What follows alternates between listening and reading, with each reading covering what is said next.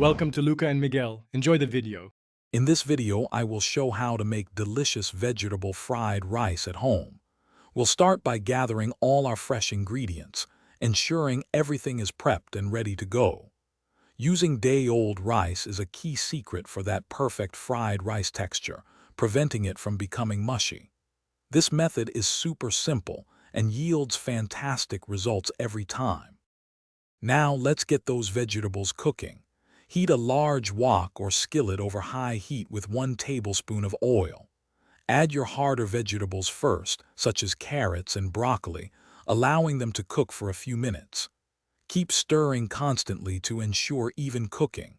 We want them tender crisp, not soft, to maintain their vibrant color and texture.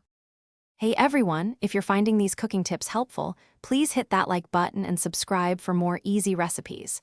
Quick recommendation: to make your cooking experience even better, bring your kitchen to life with an Echo Dot smart speaker. Imagine listening to your favorite tunes or setting timers hands-free while you cook. Check the description for the link and other great deals. Now, let's get back to the video. Once your vegetables are perfectly cooked, push them to one side of the wok.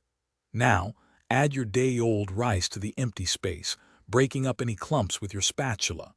Pour in a generous amount of soy sauce, a dash of sesame oil, and a pinch of white pepper for that authentic flavor. Toss everything together until well combined and heated through. For the final touches, stir in any remaining softer vegetables, like fresh green onions, right at the end to keep them vibrant. Give your fried rice a quick taste and adjust the seasonings if needed, maybe a little more soy sauce or pepper. Serve your delicious homemade vegetable fried rice immediately while it's hot and fresh. Enjoy your culinary creation. Thanks for watching and please subscribe. It's the best investment you'll ever make.